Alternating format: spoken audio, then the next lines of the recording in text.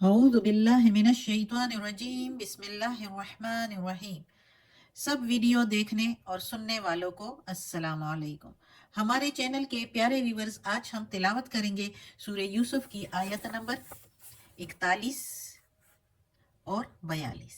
یعنی کہ آیت نمبر 41 اینڈ 42 انشاءاللہ تلاوت کریں گے ترجمہ کے ساتھ اور تفسیر کے ساتھ۔ تو چلیں شروع کرتے ہیں آج کا سبق، لیکن شروع کرنے سے پہلے چینل کو سبسکرائب کریں، بیل نوٹیفیکیشن کو آن کریں تاکہ اگلی ویڈیو آپ کو آسانی سے ملتی رہے،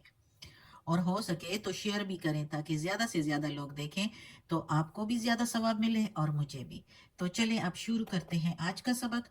اعوذ باللہ من الشیطان الرجیم بسم اللہ الرحمن الرحیم۔ یا صاحب السجن، اے دوستو قید خانے کے، سجن قید خانے کے، یا اے صاحب دوستو یا رفیقو سجن، اما احدکما جو ایک ہے تم دونوں میں سے، فیسقی پھر پلائے گا، ربہ اپنے آقا کو یا اپنے مالک کو، خمرن شراب۔ اب تفسیر میں پڑھیں گے پھر صحیح سمجھ آئے گی کہ یوسف علیہ السلام کہتا ہے اپنے قید خانے کے دوستوں کو کہ جو ایک ہے تم دونوں میں سے پھر پلائے گا اپنے آقا کو یا مالک کو شراب، وَأَمَّا الْآخَرُ اور جو دوسرا ہے، فَيُسْلَبُ سولی پھر سولی چڑھے گا، فَتَأْكُلُ الطَّيْرُ پھر کھائیں گے اس میں سے پرندے، من رأسِهِ اس کے سر، اس ہی کے میننگ اس کے راسی سر، اس کے سر میں سے، من کے میننگ میں سے کھائیں گے، فتأکلو طیرو پرندے پھر کھائیں گے پرندے اس کے سر میں سے۔ قضی الامر الذی فیصلہ ہو گیا کام کا جو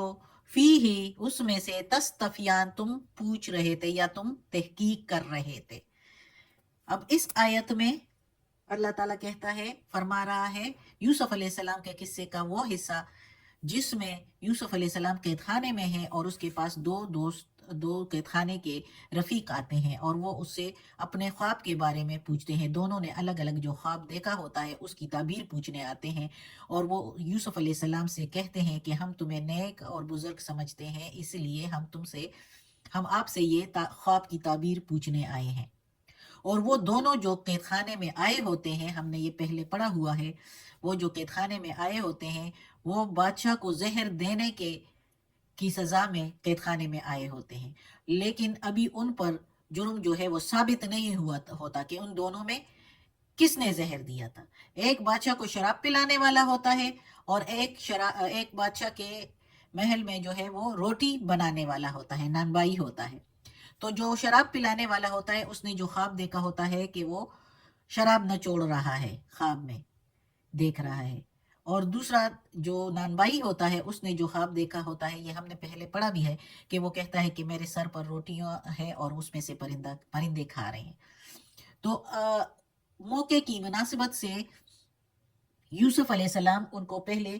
دعوت حق دیتا ہے، تبلیغ کا فرض ادا کرتا ہے، اور کیونکہ موقع دیکھ کر وہ کہتا ہے کہ اس ٹائم یہ سنیں گے، تو ان سے کہتا ہے کہ پہلے یہ باتیں سن لو، پھر میں آپ لوگوں کو خواب کی تعبیر بتاتا ہوں۔ جب تبلیغ کی باتیں کر لیتا ہے کہ یعنی اللہ ایک ہے، اللہ کے سوا کوئی معبود نہیں، ہم دین ابراہیم پر چلنے والے ہیں، اور میں نے کافروں کا دین چھوڑ دیا ہے جو بتوں کو پوچھتے ہیں یا چاند ستاروں کو پوچھتے ہیں، تو ان کا دین میں نے چھوڑ دیا ہے، اس لیے اللہ نے مجھے یہ علم دیا ہے کہ میں تم دونوں کو خوابوں کی تعبیر بھی بتا دوں گا۔ تو اب وہ دعوت حق جو ہے وہ ادا کر کے، اس کے فرض سے سبکدوش ہو کے، تو پھر یوسف علیہ السلام نے ان دونوں کو خوابوں کی تعبیر بیان فرمائی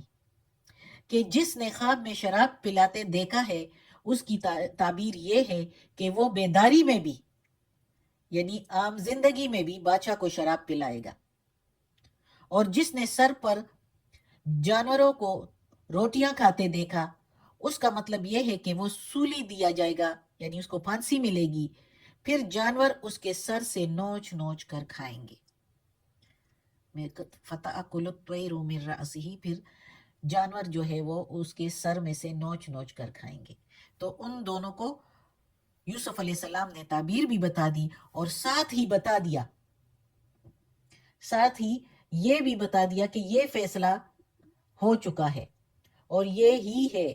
جو کسی کے ٹالنے سے بھی نہیں ٹل سکتا. جو بات تم پوچھتے تھے وہ میں نے بتا دی. یہ بالکل طے شدہ حکم ہے جس میں کوئی تبدیلی نہیں ہو سکتی. اور چنانچہ ایسا ہی ہوا. ساقی کو جو ہے وہ زہر کھانے کی تہمت سے بری ہو گیا اور جو نانبائی تھا وہ اس پر جرم ہے جو ہے وہ ثابت ہو گیا، جس کی وجہ سے اس کو سزائے موت دی گئی اور وہ سولی چڑھایا گیا. ایسا ہی ہوا. آگے پڑھتے ہیں. وقالا اور کہا للذی اس کے لیے جو، لے کے میننگ کے لیے، لذی کے میننگ جو، ظن گمان کیا یا خیال کیا، انہو بے شک وہ، ناجن وہ بچ جائے گا یعنی بچے گا سزا سے، منہما ان دونوں سے، ان دونوں میں سے، ناجم منہما بچے گا ان دونوں میں سے، اذکرنی یعنی ناجم منہما اذکرنی تو ذکر کرنا میری، عندہ پاس، رب کا تیرے آقا کے، تیرے مالک کے.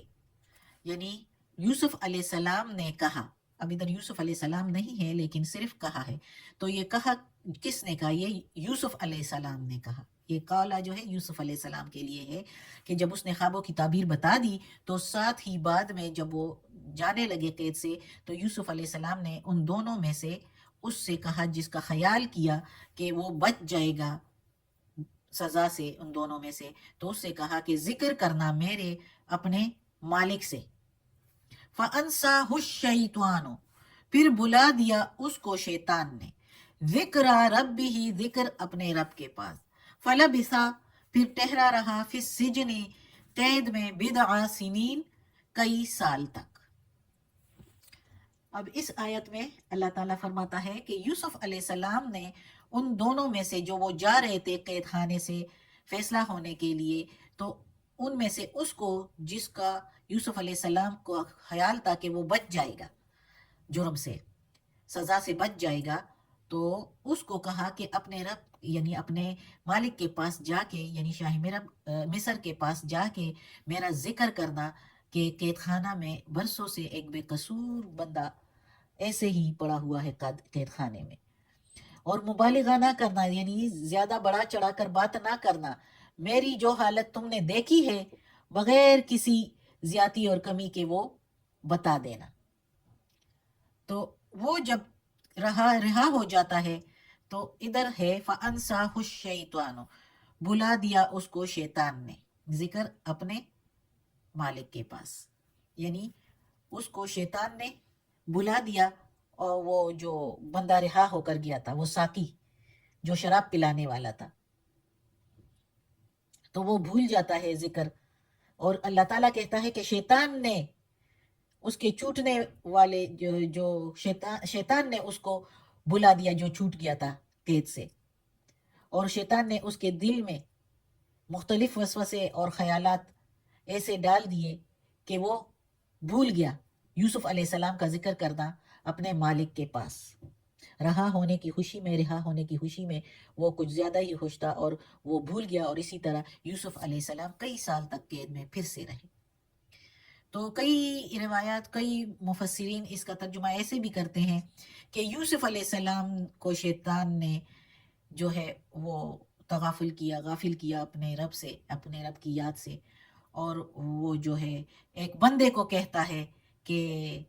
اپنے مالک سے کو یاد دہانی کرانا کہ میں قید میں پڑا ہوا ہوں، ایک بندہ بے قصور قید میں پڑا ہوا ہے. لیکن ایسے نہیں ہو سکتا، ایک پیغمبر ہے، وہ پیغمبر تھے وہ، اور انسان کو اللہ تعالیٰ نے کہا بھی ہے، کئی حدیث میں بھی ہے کہ اللہ بھی مدد کرتا ہے اور انسان خود بھی زندگی میں دنیا میں کوشش کرے. یہ نہیں ہے کہ بیٹے بٹھائے سب کچھ آ جائے گا ٹرے میں سجایا. انسان دنیا میں اپنے لیے خود کوشش بھی کرے، دنیا میں بھی ہاتھ پاؤں مارے تو اللہ بھی مدد کرے گا. یہ نہیں ہے کہ خود ایسے بیٹھے رہیں تو اوپر سے اللہ تعالیٰ ٹرے میں سجا کے بھیج دے گا. تو کچھ کوشش خود بھی کرنی چاہیے، اور وہی کوشش یوسف علیہ السلام نے اپنے لیے کی. اور اللہ سے تو وہ قید خانے میں بیٹھا اللہ تعالیٰ کے دین کی تبلیغ بھی کر رہا تھا، اور ساتھ ہی ساتھ ظاہر ہے اللہ سے دعائیں بھی کر رہا تھا. لیکن جو اللہ کو بہتر ہو وہ اللہ وہی کرتا ہے،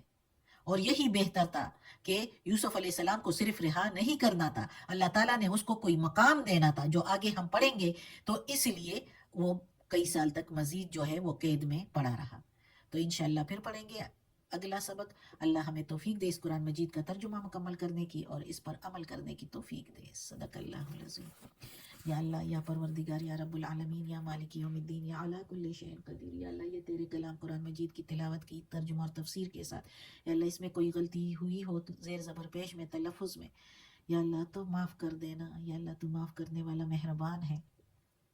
اور یا اللہ ہمیں عافیت والے معاملات دے، ہماری بیماریاں، تکالیف، پریشانیاں، برائیاں اور کمزوریاں ہم سے دور کر دے اور ہمیں اپنے نیک اور صالح لوگوں میں شامل کر دے۔ آمین ثم